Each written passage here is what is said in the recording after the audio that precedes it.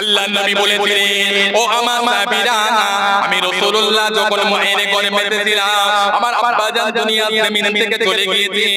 আমি রাসূলুল্লাহ যখন 6 বছর বয়সে আমার আম্মা জান দুনিয়া জমিন থেকে চলে গিয়েছে। আমি রাসূলুল্লাহ যখন 8 বছর বয়সে আমার দাদু জান দুনিয়া জমিন থেকে চলে গিয়েছে।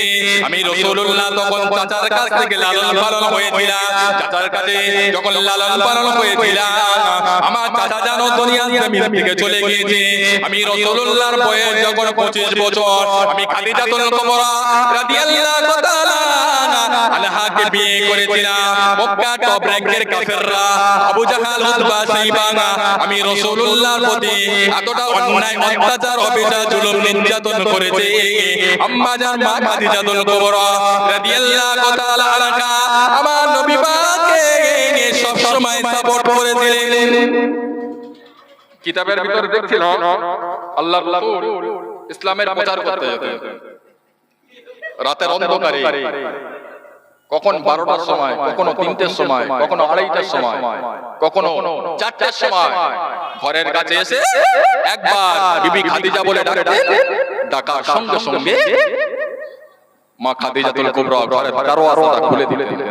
আহারে, আল্লাহ নবী বললেন, বিবি খাদিজা তুমি কি রাতে ঘুমাও না? আমি কখনো 12টার সময় এসে খাদিজা বলি, কখনো 2টার সময় এসে খাদিজা বলি, কখনো 3টের সময় এসে খাদিজাতুল কুবরা বলে ডাকি। ডাকার সঙ্গে সঙ্গে তুমি ঘরের দরওয়াজা খুলে দাও। কি ব্যাপার, তুমি কি রাতে ঘুমাও না?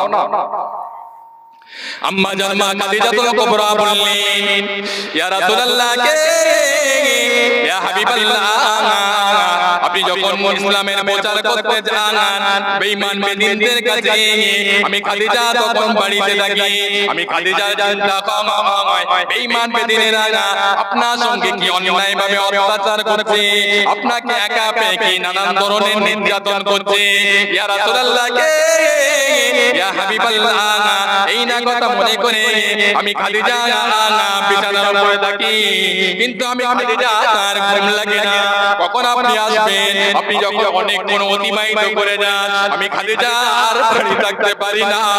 রাস্তার উপরে বেরিয়ে যাই, এদিক ওদিক তাকিয়ে তাকিয়ে দেখি কখন আপনি আসবেন, কখন আপনি আসবেন।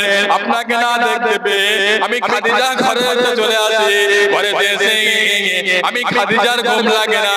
আমি খাদিজাতুল কুবরা ঘরের দরজায় কানটা লাগিয়ে লাগিয়ে আমি আপনার জন্য অপেক্ষা করে দাঁড়িয়ে থাকি। জোরে বলুন সুবহানাল্লাহ, আর একটু জোরে বলুন সুবহানাল্লাহ।